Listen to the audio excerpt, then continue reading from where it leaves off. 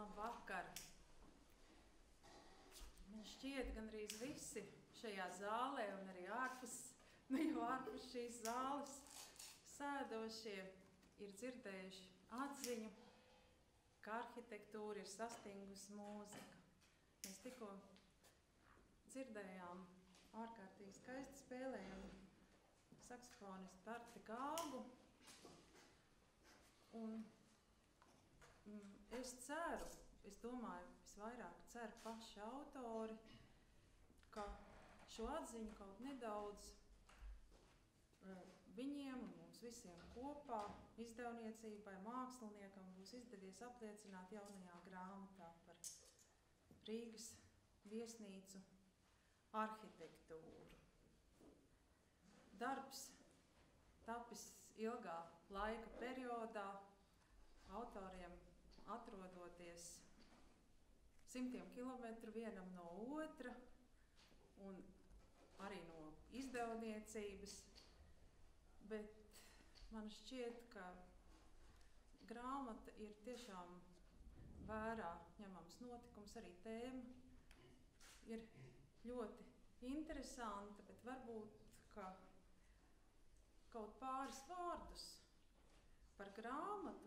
Vispirms es pat neteikšu pati un varbūt arī vēl neaicināšu teikt autors un pat sākotnēji vēl neiepazīstināšu ar visu darba grupu, bet aicināšu izteikt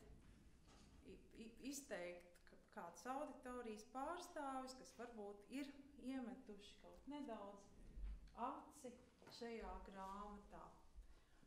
Un vispirms es gribētu aicināt Valsts pieminekļu aizsardzības inspekcijas priekšnieku Damja kungu pāris vārdus teikt, kāda tad grāmata izskatās no lasītāja skatu. Dāmas un kungi, cienījamie kolēģi, es pirms kāda neilga laika saņēmu ziņu no Ivara Strautmaņa to, ka ir tapis jauns darbs un būtu labi, ja es ieskatītos, un es tā pie sevis dzirdot to tēmu domāju, ka kaut kāda neliela brošūra būs tapusi un tas ir ļoti nozīmīgi, un tad, kad es ieraudzīju to pašu grāmatu, tad es biju ļoti patīkami pārsteigts par šo te kvalitāti un ievērojamo informācijas apjomu, kas šajā izdevumā ir iekļauts. Un tā tēma, es domāju, ka ir ļoti svarīga, ja mēs runājam par kultūru vēsturiskām vērtībām, par arhitektūru, tad mums var būt fantastiskas vērtības, bet ja tās nav apzinātas, aprakstītas un par tām nediskutē, tad tā vērtība nav pasniegta sabiedrībai pietiekošā kvalitātē. Un Rīga ir slavena pasaulē ar savu kultūru vēsturisko mantojumu, ar arhitektūru, un mēs zinām tās lielās vērtības, tā ir plānojuma struktūra, panorāma, siluets, jugendstila arhitektūra, koka arhitektūra, zaļā sistēma, un mēs varētu uzskaitīt, bet tad, ja mēs tā padomājam, kā mēs uztveram kādu vietu kaut kur dodoties, vai kā mūs uztver, kā Rīgu uztver, tad, protams, pirmais ciemiņiem ierodoties kādā pilsētā ir tas kopējais vizuālais tēls, par ko katram ir savs priekšstats.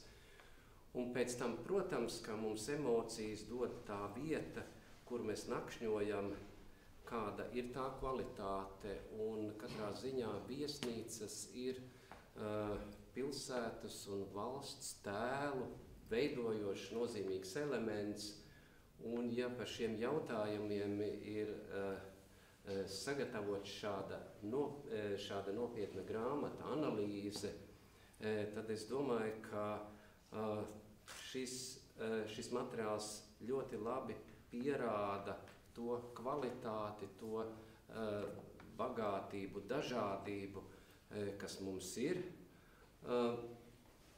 Šajā grāmatā kvalitatīvos attēlos un pietiekoši tādā profesionālā tekstā šīs vērtības ir uzskaitītas, un mēs redzam to, ka mēs varam lepoties ar vērtībām, kvalitāti, kvalitatīvu cilvēku dzīves telpu, uzturēšanās telpu arī mūsu ciemiņiem, un ka šajās visās vietās ir kaut kas atšķirīgs, bet tomēr dominē kvalitāte. Un caur to šis darbs ir ļoti vērtīgs. Paldies autoriem, paldies par to, ka šāds salīdzinošs materiāls ir radīts. Nu jā, un es domāju, ka pēc iespējas vairāk vajag lasīt, ieskatīties šajā darbā, un tas ir materiāls, ko var dāvināt arī mūsu ciemiņiem. Tā kā šī grāmata ir izdevusies, un es biju patīkami pārsteigts, šķirstot, lasot un iedziļināties arī tādos faktos, ko es tā kā biju piemirsis un pat nezināju. Paldies!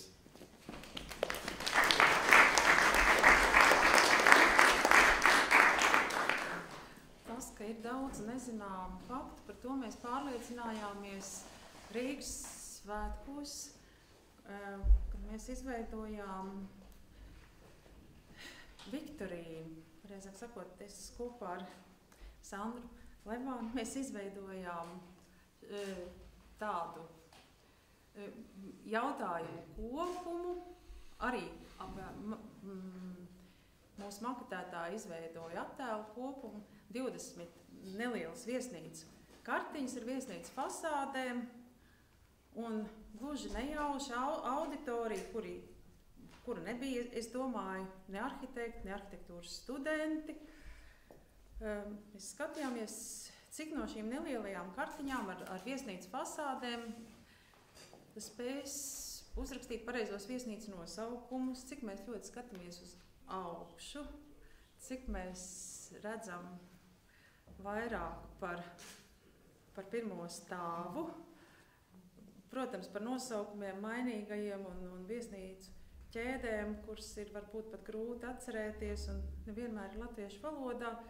Tas protams, bet vēl bija dažādi jautājumi, nedaudz arī no pasaules konteksta. Es biju ievietojuši šajā aptaujā par dažādām interesantām viesnīcām un gluži izvēles pēc, kuras viesnīcas pasaulē ir uzbūvētas, kuras nav jūras dzelmē kokos un vai ir brīvdabā ar sunu jumts šādi te Latvijā. Ļoti daudz atbildēja, ka ir šādi ekoloģiski tieši Latvijā, kaut gan tā bija nepareiza atbilde, bet patiesībā bija diezgan daudz pareizu atbilžu, tāpēc man ir jāsecina, ka rīdzinieki tomēr skatās apkārt. Mēs domājām, protams, varētu arī rezultāti būt vēl optimistiskāki, un tāpēc ir šī grāmata, bet tomēr bija arī diezgan daudz pareizu atbilžu, un arī viesnīcas bija atpazītas. Bet šobrīd es lūgtu teikt vēl pāris vārdus kolēģim, profesoram Jānim Briņģim par šo grāmatu.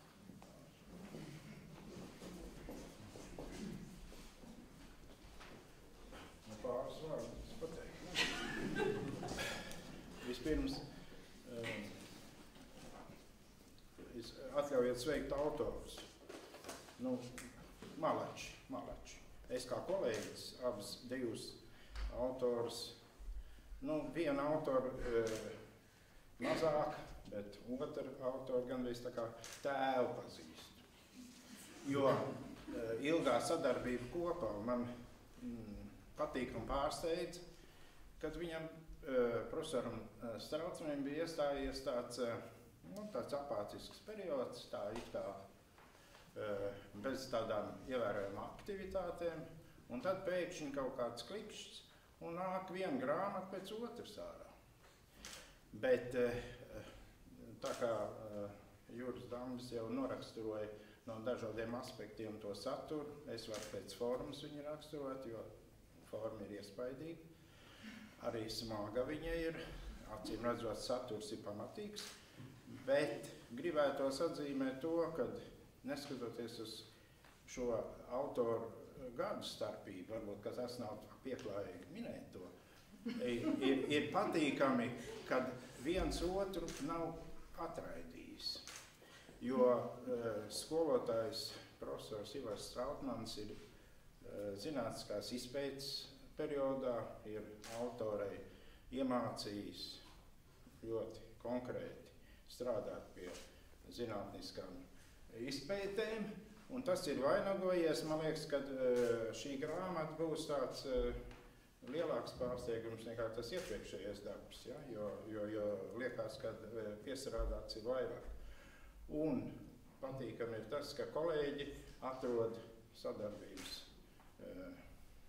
nišas, kurās vēl daudz kas ir neatklāts.